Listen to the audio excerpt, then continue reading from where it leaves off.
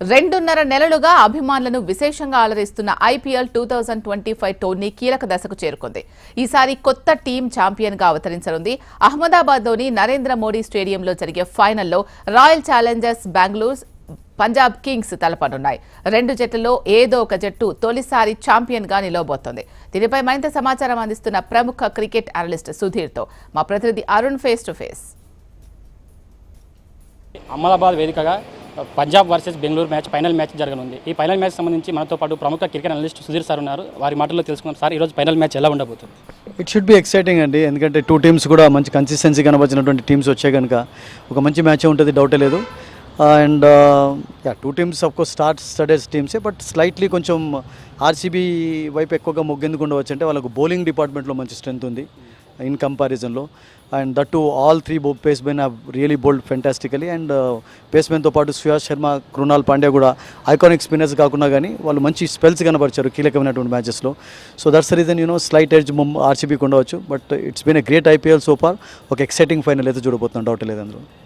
ఆర్సీబీకి భారీ అంచనాలపై అయితే ఉన్నాయి. ఎందుకు సార్? ఒక 18వ సీజన్ కోహ్లీ బాగా సోషల్ మీడియాలో కూడా కోహ్లీ పేరు బాగా పాపులర్ అవుతుంది. ఆర్సీబీకి అలా భారీ అంచనాలు ఉండడానికి గల కారణం ఏంటొచ్చు? Kohli form of course the main reason, no doubt about it, because he has really played well. And ఒక సెంచరీ లేదు కానీ బట్ దాదాపుగా ఎవ్రీ 2 మ్యాచెస్ అయింది, ఎవ్రీ 3 మ్యాచెస్లో 250s అతను సాధించు వచ్చాడు ఇప్పటి వరకు. అండ్ అతనితో పాటు సాల్ట్ కూడా మంచి పార్ట్నర్షిప్స్ నమోదు చేశారు. So 2 openers have really done a good job.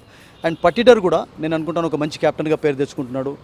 Couple of మ్యాచెస్లో ఇంజరీ కారణంగా యాక్టివ్గా క్యాప్టెన్గా లేకున్నా కానీ బట్ యాజ్ ఎ ప్లేయర్గా క్యాప్టెన్గా కూడా is really impressed actually.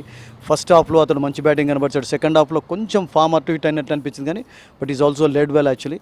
So అన్నీ కూడా వాళ్ళకి కొంచెం బౌలింగ్ అంటే ఇన్ని సీజన్స్లో వాళ్ళకు రియల్గా చెప్పాలంటే బౌలింగ్ అనేది మెయిన్గా కొంచెం వీక్గా ఉండేది. అండ్ ఈ సంవత్సరం హేజల్వుడ్ ఎప్పుడైతే ఫుల్ స్ట్రెంత్ తోటి కనబడి బౌలింగ్ చేస్తున్నాడో ఆ లోట్ అనేది కూడా తీరిపోయింది వాళ్ళకు. అండ్ భువనేశ్వర్ని తీసుకోవడం అది కూడా ఒక ప్లస్ పాయింట్ అయిపోయింది. అండ్ దయాల్లో మంచి మ్యాచ్యూరిటీ చూసాం. So these 3 bowlers really have done fantastically well for them.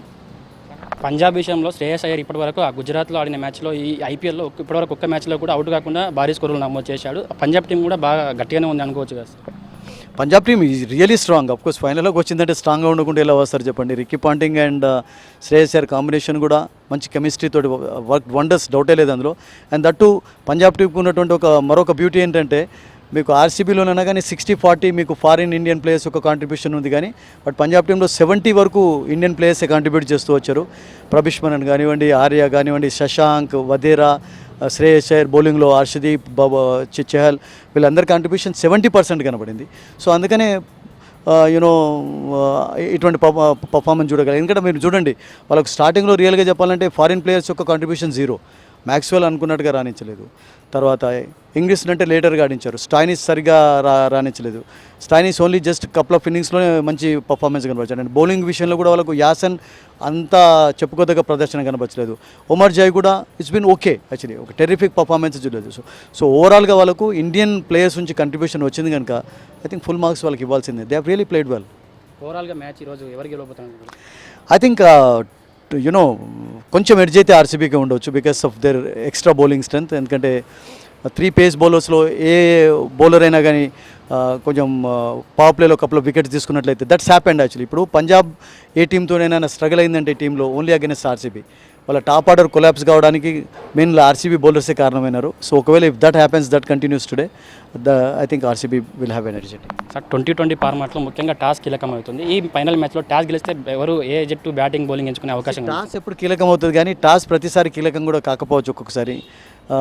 బాగా వర్షం పడి ఏదైనా వెట్ కండిషన్స్ ఉన్నాయంటే మీరు అన్నట్టుగా అప్పుడు కీలకంగా మారవచ్చు. బట్ అదర్వైజ్ ఫైనల్లో బ్యాటింగ్ కీలకం. ఎందుకంటానంటే ఒకవేళ బ్యాటింగ్ చేసే టీమ్స్ ఫస్ట్ బ్యాటింగ్ చేసుకున్నటువంటి టీమ్స్ టాస్ ఓడిపోయినట్లయితే బౌలింగ్ చేయాల్సి వస్తే అప్పుడు కొంచెం క్యాప్టెన్స్ కొంచెం ఇబ్బంది పడుతుంటారు. బట్ అదర్వైజ్ ఫస్ట్ బ్యాటింగ్ సైడ్కి ఎక్కువగా ఛాన్సెస్ ఉండవచ్చండి. అంటే ఈరోజు జరిగే ఫైనల్ మ్యాచ్లో మాత్రం 2 టీంలు కూడా రసవత్తంగా జరగనున్న మ్యాచ్. కాకపోతే ఆర్సీబీకి మాత్రం కొంచెం ఎర్జు ఉన్నట్టుంది అని కూడా మనతో పాటు ప్రముఖ క్రికెట్ అనలిస్ట్ సుధీర్ సార్ గారు చెప్తున్నారు. కెమెరా పర్సన్ సత్యరెడ్డితో అరుణ్, HM TV, హైదరాబాద్.